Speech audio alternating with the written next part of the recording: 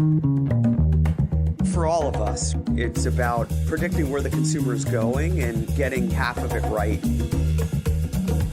One of the things we want to do is create ads that don't suck. Embracing change creates great possibility. I'm Alan Hart, and this is Marketing Today. Today on the show, I've got Scott Finlow, who's the Chief Marketing Officer of PepsiCo's global food service business. On the show today, we talk about PepsiCo's push into sustainability and specifically the Beyond the Bottle initiative. And we also talk about PepsiCo and their food service division's beta testing of a SodaStream Professional. And you'll also know that I love SodaStream and didn't actually realize until this conversation that PepsiCo owns SodaStream. So interesting conversation today with Scott about food service, SodaStream Professional, COVID, and many, many other topics. I hope you enjoy this conversation with Scott Finlow. Well, Scott, welcome to the show. Thanks. Excited to have a chat. Yeah. So I was looking at your background, and you've been at PepsiCo for 21 years. That is, in this day and age, quite an accomplishment. Just curious, what's kept you there that long and entertained, I guess, for 20 plus years? Fully entertained. Yeah. I'd start with culture. I think PepsiCo's culture that essentially exists has been something that has worked incredibly well to me and has kept me motivated and inspired. It's a culture that's constantly focused on growth. It's incredibly dynamic and fast moving. That's reflected in the leadership and in the people. All the PepsiCo leaders that I've worked with are clear about setting agendas. They're effective at working with other people. And then obviously the people themselves. They're smart, they're dynamic, they're caring, and that's what's really kept me here, first and foremost. Secondarily, it's a company full of tremendous opportunity, really broad range of businesses, food, beverage, etc., different markets around the world. The brands themselves, a remarkable portfolio of brands on the food side and the beverage side. And over the course of 21 years, a vastly changing portfolio of brands. It's a very different company today than it was the day I joined. And then the last point, which I think is really important, is it's a mission-driven company, a company with a clear purpose. And that's important, and I would say increasingly important to me and to a lot of other people, by the way. That's great. That's great. I know you've had a number of different stops over the years. And tell me a little bit, like, where did you get started and what have been some of those maybe significant posts or positions along the way? Yeah, sure. It is a bit of a long road. I won't take you on a full tour. But I started in the sales organization in California, working in the category management organization as we stood up that function on the beverage business. And that was something that taught me a lot about customers and analytics and data. But I also learned in that experience that my passion was wanting to be further upstream, I'll say, in the planning and development process. I went to New York and took a role in the brand team, working on the Aquafina brand, leading that brand, which was a great experience for me and an opportunity for me in that regard. Taught me the fundamentals, I would say, of brand building and brand management and brought me closer to the consumer. I then went overseas for 6 years. I led our beverage business in Japan and Korea from a marketing perspective. And that's such a massive change on almost every level, personally and professionally. On the career side, that was about understanding a different set of consumers, a real focus on driving growth through innovation as well, which became really an anchor of that experience. Had the fortune to do some things like launch Gatorade in Japan and also in Korea and do it in some different ways with some different formulas and flavors that really broke new ground. Did the same with Pepsi Twist, put juice into Pepsi for the first time in the world.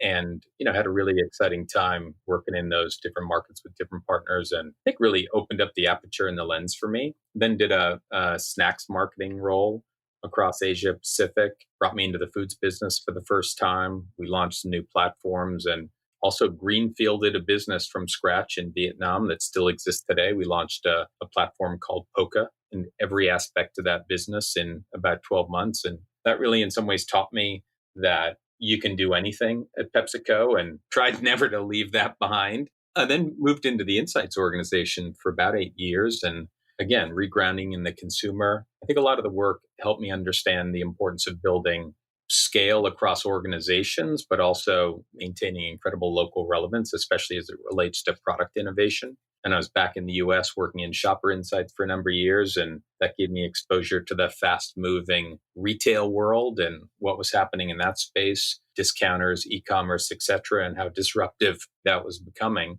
And also we started at that point to pivot to creating products on the insight side, which was, I think, new for us and had great results. And then I moved into the food service organization and done a bunch of different work here around innovation. And I think a key learning in this has been really the power of having a really clear purpose, especially of late, in helping some of our customers and helping an industry that's been hurt really hard by what's been happening in the world. Yeah. Well, you've definitely had quite the experiences starting. I mean, sales, marketing, insights, geographies, new entrepreneurial initiatives. I mean, I can understand why you spent a large chunk of your career at PepsiCo. That's amazing. I feel like I'm just getting started sometimes. I often tell people I show up for work every day and I still, in many ways, don't feel like I know what I'm doing just because of the complexity and the fast moving nature of the business. I mean, it's different every day. The company's different, the consumer's different, the world we operate in is very different. And just being responsive to that means it's constantly energizing. I got another 21 years in me, I think. I think so. And it probably could spend them at PepsiCo because it seems like to your point, there's no end to the possibilities of things you could work on, things that you could do. Well, now you're the CMO of PepsiCo Food Service. Not all of the listeners to the show, I'm sure, come from CPG or understand the delineation between the consumer side and the food service side. Can you help listeners understand what is all included in food service? You mean sometimes we use nomenclature inside the companies that isn't consumer facing? Exactly. Crazy. That's crazy. But food service is, the way I might describe it is, it's where you live, it's where you work, it's where you play, it's where you dine, it's all of those places where you are when you're not at home. And for us, it's Marriott, it's Taco Bell, it's Buffalo Wild Wings, it's Vail, MetLife, MSG, it's Penn State University and Hershey Park, it's now Regal Theaters. Those are the places that are food service. Those are our customers. And when you think about food service and you think about those kinds of places, you realize it's where you are often out having a lot of fun and you're together with other people and you're having experiences and creating memories. There's a lot of moments in those locations that are really important to people's lives. And as a result, food service is this amazing place to think about how we can build our brands and do that in an incredibly contextually relevant way, and how we can create unique experiences for people together with our brands and customers. And that's what makes working in food service, I think, just a ton of fun. I know it deserves a renaming, a rebranding potentially. Food service just doesn't give it the pizzazz that you think it should deserve, because it is, in my experience, it's one of the areas in CPG that has the most variety and complexity, frankly, because to your point, is experiential. Your customers are B2B. I mean, that's true on the CPG side if you think about the retailers, I guess, but it's B2B and B2C on your side, and you're trying to help their concepts in the restaurant world or the hospitality world perform even better. Yeah, you're right. It's we think of it as B to B to C. And you're right, there's an analog with retail. The contrast with retail, as you can hear from the way I described it, is retail is more transactional. You sometimes, and this isn't intended to cast aspersions at some of our retail customers, but you don't typically show up at the office on Monday when that used to happen and when it will again, and talk about the supermarket you went to and the experience you had there. You're more likely to talk about the restaurant you went to, or the sporting event you went to, or the movie you went to see, or the trip you went on, and the hotel or the resort you stayed in. Those are the kinds of things that we're typically more connected to at an emotional level. Yeah. Well, let's change gears a little bit. Let's talk a little bit about the things that are going on at PepsiCo. And I know there's been a journey, I guess, that the company's been on to reduce its plastics footprint, to build various sustainability initiatives. And I'm curious what you could tell us about the impact of some of those and how they're coming to life, if you will. Yeah, absolutely. And I talked about PepsiCo being a mission-driven company right up front. And part of that mission now is that we have a vision of a world where plastic will never become waste. And that, in the spirit of a journey, is a commitment that we have made and a journey that we're now on. And we've got a range of different metrics and goals that we've put in place by 2025, in most cases, to go and deliver against. And it's exciting to be a big part of that. And in particular, the area where my team is most focused on is around this Beyond the Bottle initiative. And I think we'll talk a little bit more about some of the things we're doing there and reducing the reliance on single-use plastic.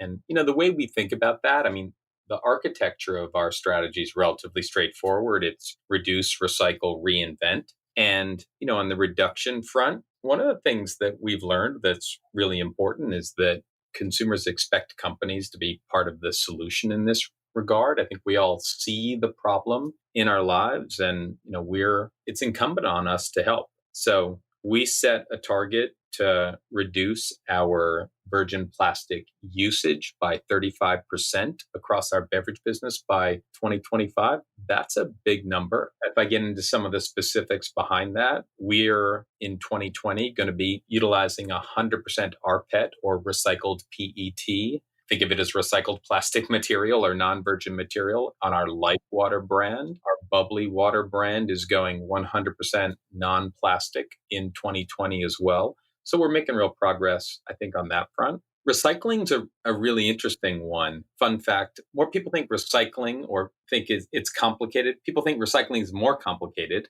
Let me try to state that a little more simply than doing their taxes.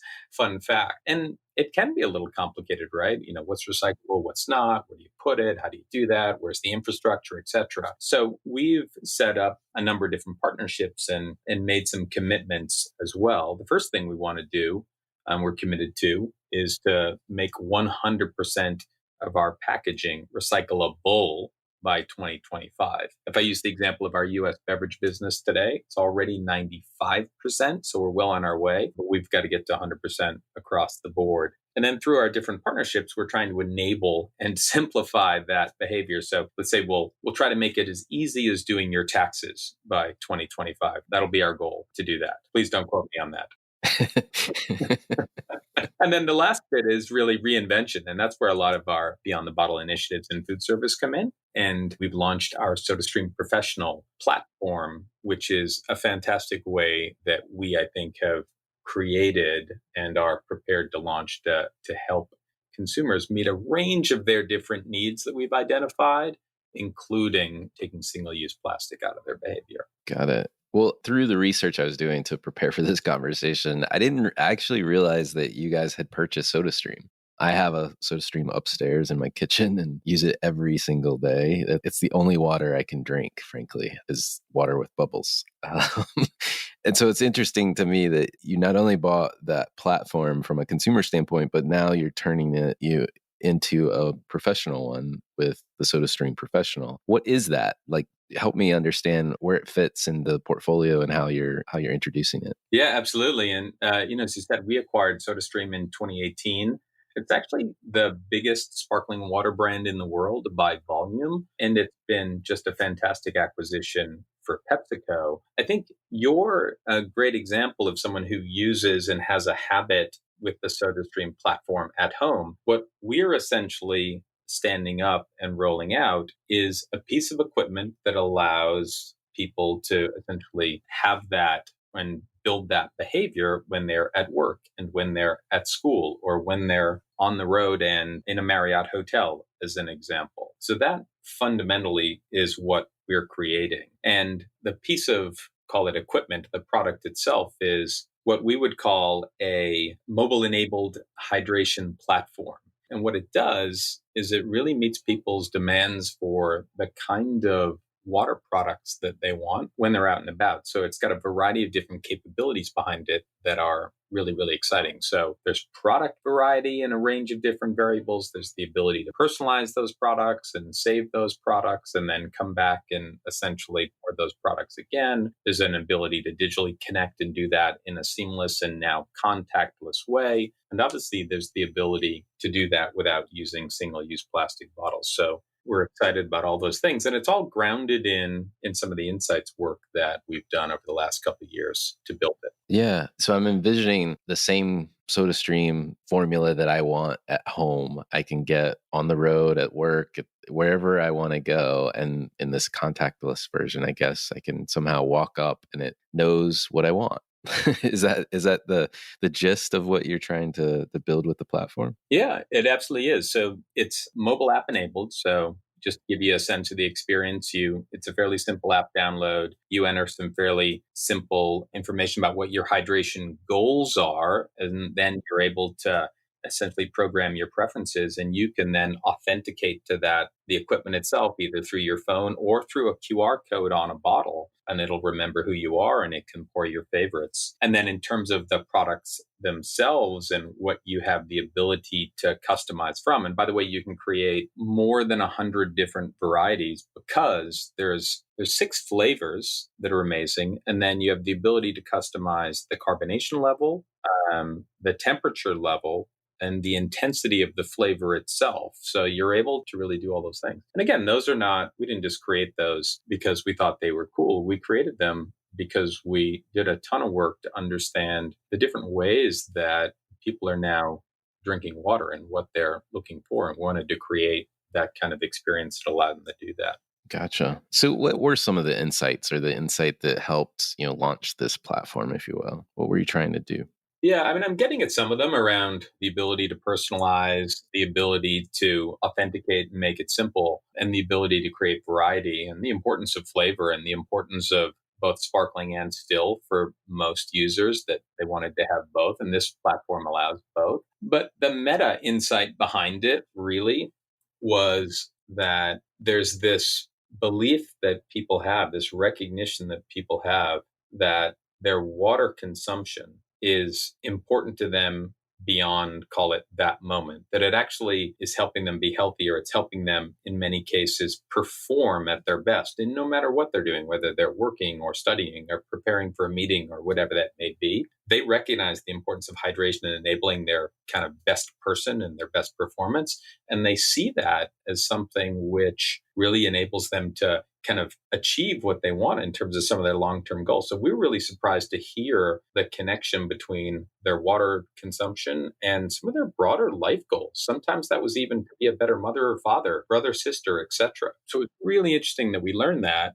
And what we learned as part of that was everyone's got a goal. As a result, they're telling themselves, I want to drink 6 glasses a day or 8 glasses a day or whatever their goal might be. And a lot of goals are different. You and I probably have a different goal. What we also learned is they have a hard time achieving. And so what we're fundamentally trying to do is help people achieve those goals and meet their daily hydration objectives by virtue of making it easier, making the product taste better, and making sure we've got the right real estate strategy, so to speak, so that this equipment is readily available for them, not just at home where you have it now, but equally when they're out and about and in some of our biggest food service channels. Got it. Well, I can identify with those life goals, if you will, just feeling better, frankly, being better hydrated. And it does, I don't know if it's metaphysically or physically it does this, but I feel better, which I think makes me more relaxed as a husband, less stressful as a dad, all those good things as well. So I identify with those insights. We're going to have to make sure we get you a SodaStream Professional piece of equipment at some other locations in your life outside of your home, when in fact you're allowed to leave your home.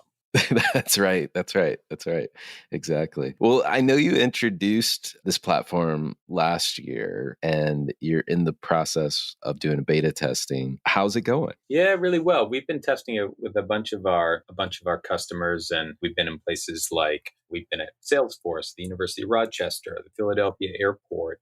So we've been testing it in a variety of different locations, and the response has been really, really strong. I think the number is 91% of all the folks we talked to, and we've done a lot of engaging with some of our users and consumers, love the platform. And I remember I was at Penn State, and one of the users we talked to said, "You're not taking this machine away, right? Because if you do, I'm going to chain myself to it, man.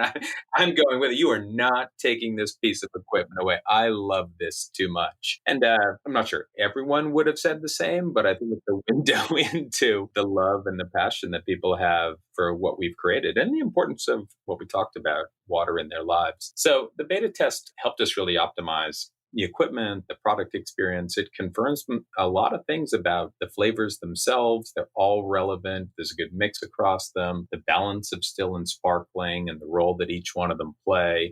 the size of the pour, and we're now able to essentially help optimize some of the product and user experiences through those. And even things like location, what locations work best in terms of connecting with people at the different nodes in their day that make more sense. So we're getting smarter through the beta testing and using that inform some of our launch plans going forward. Yeah. Well, that's cool. That's cool. Well, the thing that's current, obviously smacking us all in the face is COVID-19. And I heard some encouraging news, I guess, yesterday about 2 vaccines going into phase 3, I guess, trials is what I'm looking for. So I'm hopeful that we're on the upside of this, or on the nearing the upside of it. But I'm curious how COVID's impacted your world at PepsiCo. Yeah, I mean, just quickly on this piece of equipment, we make sure we iterated to accelerate the development of a contactless application on this equipment. And certainly we're working with our customers. You think college, university, and workplaces have clearly been impacted. So we're modifying our plans to make sure we're working together to be there when customers open up, but also be,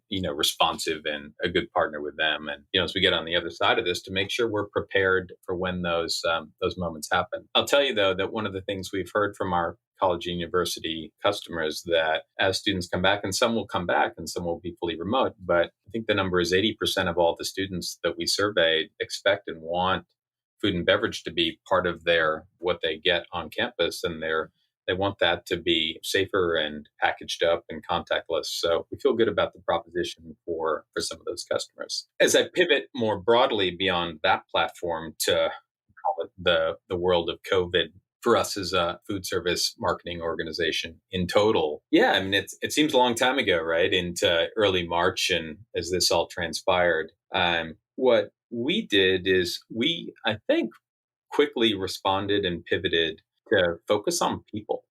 And we got really quickly reached out and made sure that our own people, first and foremost, were okay. I know I was in touch with all the folks on my team and making sure that they were doing okay, that they were safe, that they were healthy, that they were in a good place. And we've subsequently spent a lot of time together and looking after one another. And that's been great. As an organization, we made sure we were supportive of our frontline employees in particular. We're an essential business, and we had folks who were in stores and in plants and have done nonstop.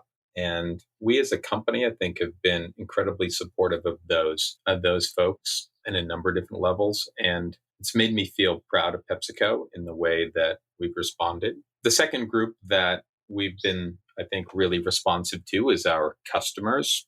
So all those different customers I talked about, a lot of them have been impacted pretty heavily by COVID.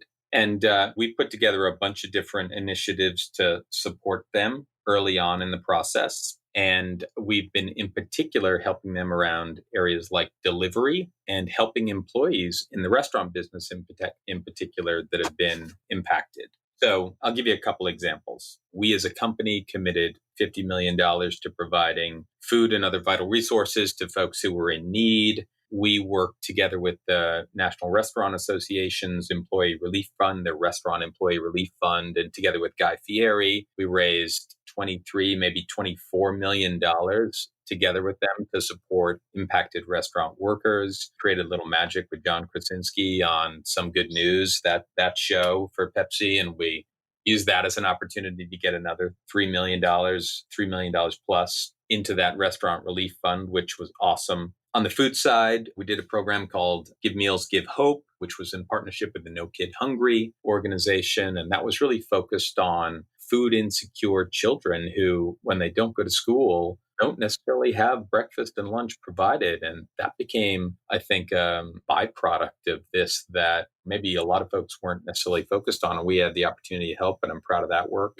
We did some other fun things as well. You might have seen we did a Nacho Average Showdown with Guy Fieri and Bill Murray, which was like weirdly wonderful and was great. And that was fun. And, a range of different initiatives as well. Actually, another one we did, which was a great example of working fast, was we did a program called Drinks on Us, which was essentially a program to help our customers deliver to, there was a big Global Citizens concert back in April that you may remember, with a bunch of top name talent, and raised tens of millions of dollars. We made a big contribution to that. And we wanted to make sure that we could help our customers be a part of that by delivering the food and beverage to that. And we did that across, I think, I want to say 25 or 30 markets around the world. I think in the end, reached 60 million people with it. And, in the course of a couple of weeks, created something pretty special and lifted and shifted it around the world in a way that, it certainly showed us how quickly we can work. Yeah, you've definitely, I mean, you guys have been doing a lot. It was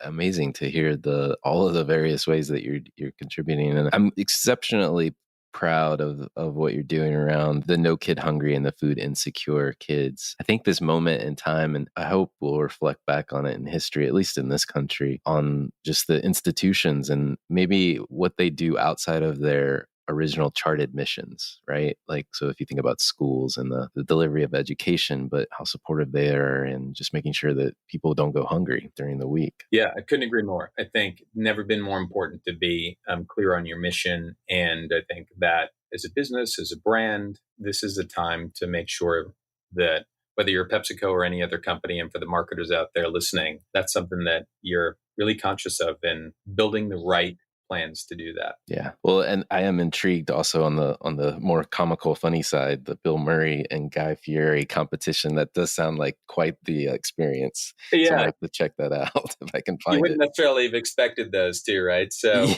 yeah, it was super fun. We, working with Guy was awesome. He's so passionate. He cares so much about helping folks in the industry, and he brings so much energy to it. He's a figure who can obviously command an audience. So working with him was really special, and I know he was incredibly appreciative of what PepsiCo brought. We were incredibly grateful for being able to work with him and just be helpful. I think to your point, we've just realized, how much of an opportunity we have as a big organization with big brands and lots of people to help. And I haven't talked a lot about it, but one of the, I think, best aspects of this has been, first of all, how many people in the company, and I think I speak for PepsiCo, but I think there are a lot of companies who are probably could say the same thing. How many people want to help? And if you create those opportunities and you create a clear mission and a purpose, how energized that makes them as people, but also as employees and marketers. And I think it's made us a stronger team, a more connected team. And I think it's made us better marketers because it's helped elevate our empathy muscle in terms of understanding people. And as marketers, there's really nothing more important than having that empathy muscle and that understanding and building any plan for a brand or a business off that muscle. Yeah, totally agree. As one insights guy to another. Right. Empathy has to be key to what we do and should be for every human being, not just insight people. But yeah, I think we have an extra dose potentially. I want to switch gears a little bit if you're okay with it. We do this on the show and it gives me a chance and listeners to get a chance to know the people behind the microphone on the other end. And my most favorite question, frankly, to ask people is, has there been an experience of your past that defines or makes up who you are today? Yeah, mine happened really early in my life. When I was 6 months old, my family moved to the U.S. And I came to America on a ship into New York Harbor. So I'm an immigrant, and I grew up in a family that was always a little bit different from other people, and I always felt that. And we also moved around a lot. So I was kind of a new kid in a new context a lot. And I think that has always made me feel a bit like an outsider who's trying to fit in and has something to prove. And I've worked hard, I think, to prove some of those things and tried to, in some ways, fit in while also not necessarily setting up the same way that everyone else does. And I think that's helped do things like create a relatively well-developed EQ, which I think has served me well. But also, as I've, I think, gotten older, helped me understand the benefits of coming at situations from a slightly different perspective.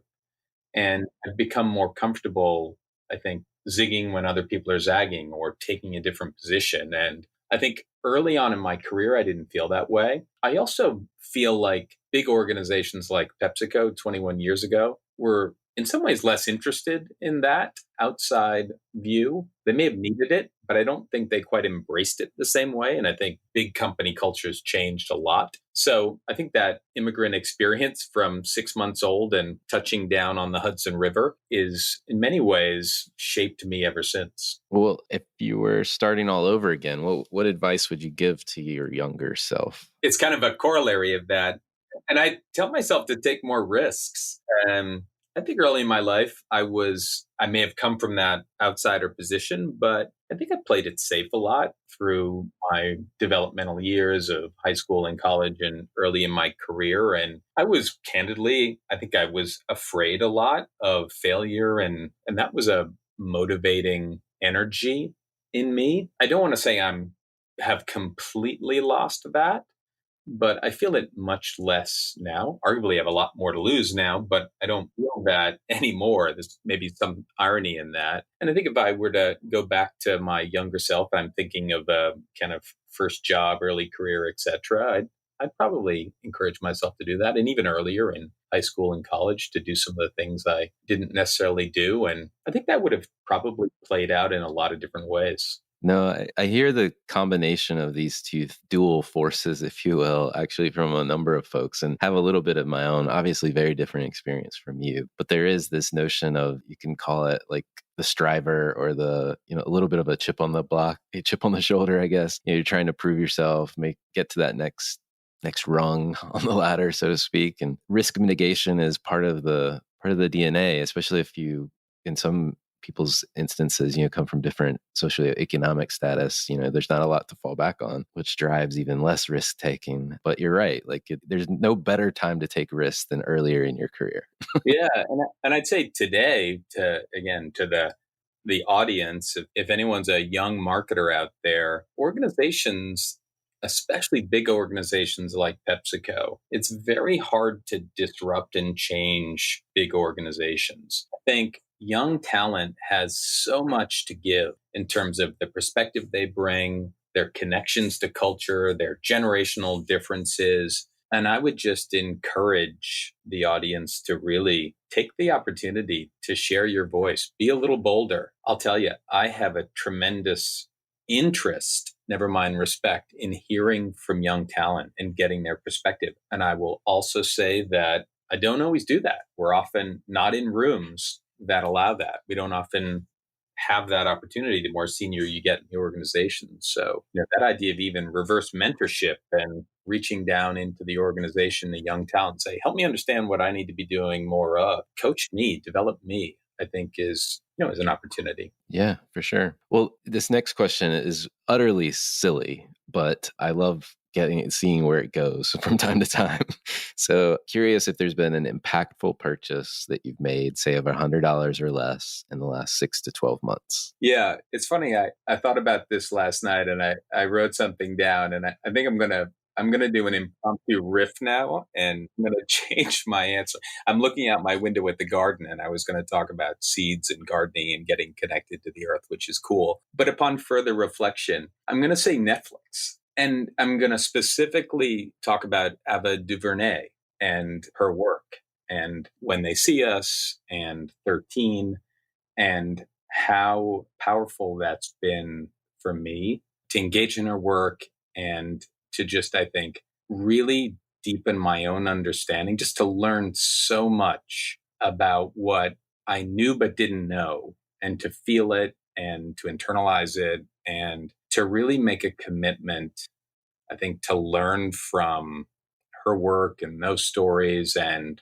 the injustice and the structural challenges that exist in the world, and the importance of working to resolve those.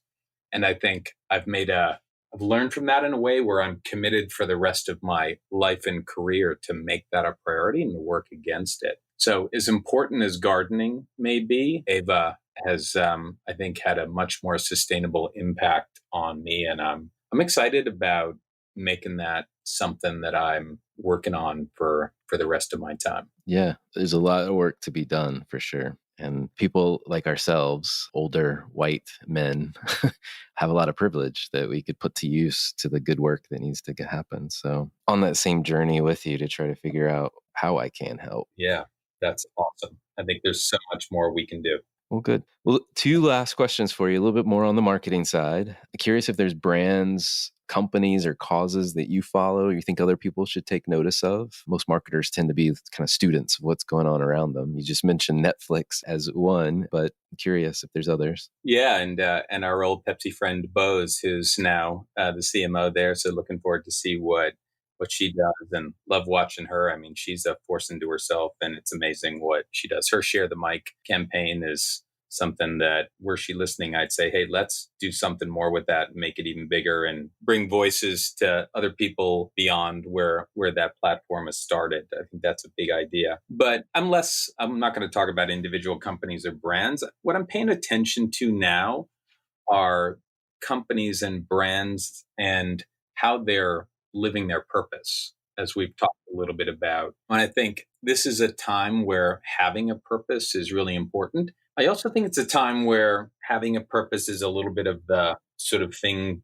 du jour. And it's a really, I think, important exercise. That may not be the right word, but it's really important for brands and companies to take the time to figure out what their purpose can be or is, should be, and then to really embed that in every way in their organization and commit to it as a long-term sustainable plan, and unpack their entire organizational structures and assumptions and norms to ensure that they are not being hypocritical as they do that. And that is really hard to do. And barely a week goes by that a company doesn't get called out for maybe not being consistent with their purpose and their mission and some of the values that they articulate. And no company is perfect, but I think that's a really interesting space to keep an eye on. I think companies that take a position and really live that position day in and day out are going to be companies that increasingly consumers are going to choose. And those are going to be the brands that grow and the brands that win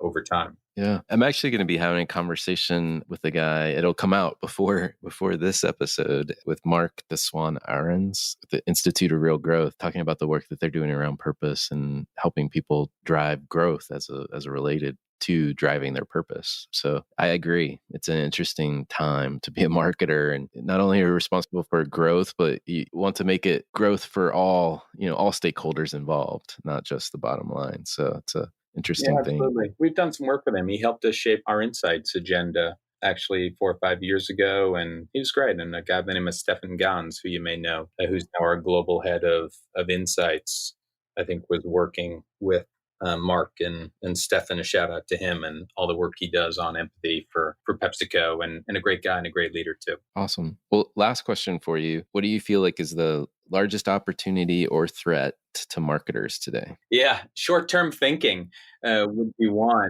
I mean, it's always a problem, and we got to be responsive. And I've talked about being responsive and pivoting and doing some things quickly, and that's important.